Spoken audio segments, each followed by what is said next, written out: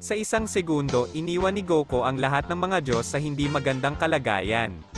At habang ilulunsad na niya ang kanyang huling pamamaraan para tapusin ang laban. Pero halatang hindi nila hahayaang mamatay siya sa ganoong paraan. Sayan, gaya ng sinabi ko sa iyo, walang paraan na papayag akong patayin mo ako. Hindi ko gagawing ganoon kadali, Sayan, alam kong hindi mo maiintindihan. Ngunit ginawa namin para sa ikabubuti ng universe. Alam mo na ang isang tulad mo sa sandaling iyon ay isang nababadyang panganib para sa lahat ng universe.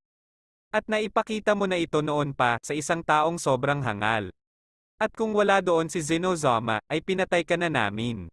Kaya iyon ang dapat mong ginawa sa oras na iyon.